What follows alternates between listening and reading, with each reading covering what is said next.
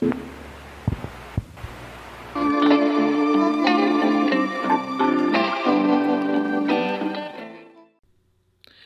and welcome to this episode, everyone. In this episode, I want to talk about the automatic private IP addressing, or APIPA.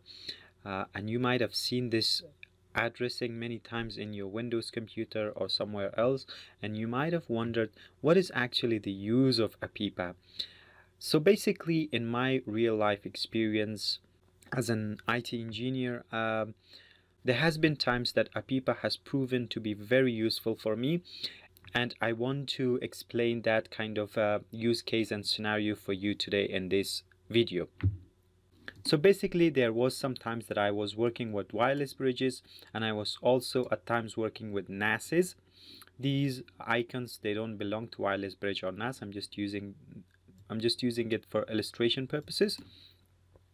But the point is that I was working with wireless bridges and NASes, and they were not configured, and I was trying to configure them for the first time. Maybe I have reset these devices, or maybe I have just unpacked them and they don't have a configuration, they don't have a management IP address, and I am trying to configure them.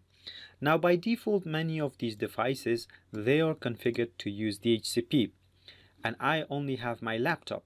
I don't have any DHCP server or any router with me, so I can configure that as a DHCP server to provide an IP address to the wireless bridge or to the NAS, and then to my laptop, so that these devices can communicate with each other. In these cases, APIPA proves to be one of the most useful features ever. So in these situations, what I would do is that I would directly connect my laptop to the wireless bridge or to the NAS or to any of these kind of devices. Even though they were not configured, they were configured to use DHCP. So by default, when these devices, they don't find a DHCP and there is a connection up, their port status is up, and they don't find a DHCP, what they do is that they go to APIPA addressing and they assign themselves an address from this range.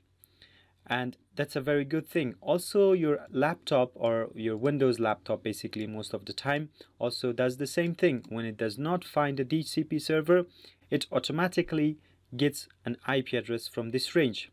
But as you can see, maybe let me just make an example out of it. Maybe this one has a 169.254.15.10. One device has this IP address on this side, and your laptop has assigned an IP address 169.254.100.233.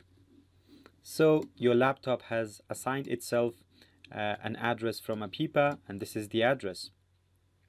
Now, as you can see, the APIPA range is quite large. You can't simply check every single IP address in this range so that you can find the IP address that is assigned by these devices for themselves. What you can do is that you can run a network scanner. So find a network scanner from the internet, download it to your laptop, and then once you have got the IP address and you are in range with these other unconfigured devices, run the network scanner. The network scanner will actually scan the whole range of APIPA for you and will find out what is the actual IP addresses for these devices, the address that is assigned to the devices by themselves on the APIPA range. And once you have got that IP address, you can simply browse it through the internet, or if you're using Telnet or SSH or any other mode of configuration, you basically now you have the IP address for these devices and you will be able to configure them.